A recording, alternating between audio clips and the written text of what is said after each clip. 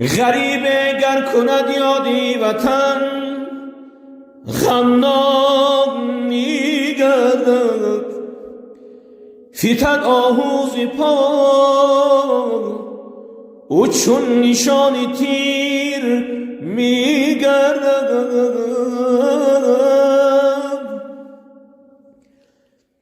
غریبی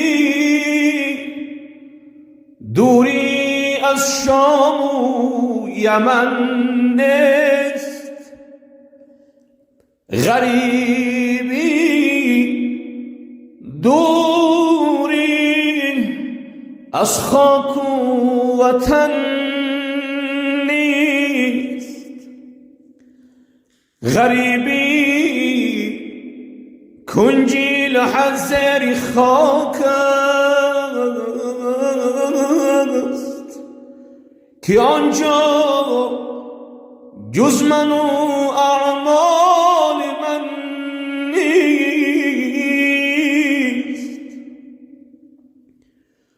خدا را وقتی سختی میشناسیم، به هنگامی که در ترس و هراسیم.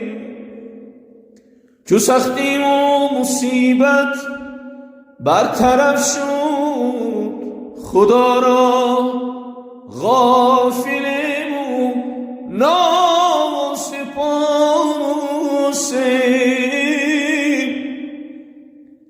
بزری خاک بزری خاک و گیل یا رب چی سازم؟ به سوی توست این دست نیازم.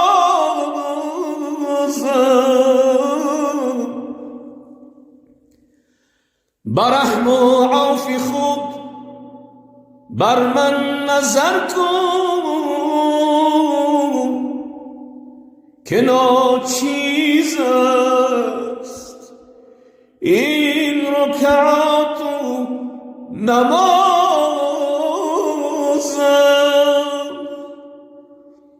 برحم عافی خود بر من نظر کن که ناچیز است رکعت و نمازم.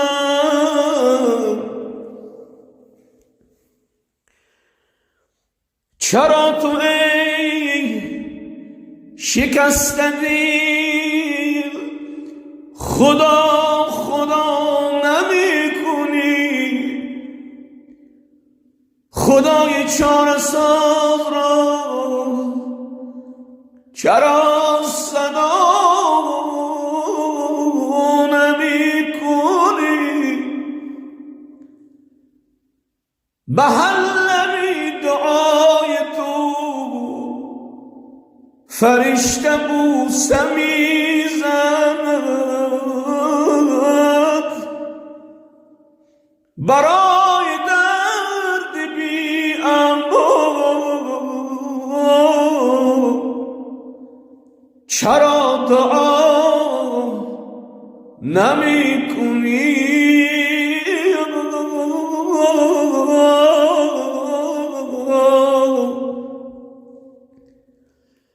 به هر قطره‌ای اشک تو خدا نظاره می کند.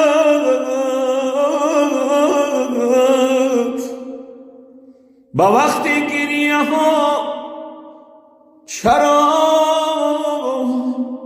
خدا نمی کنی؟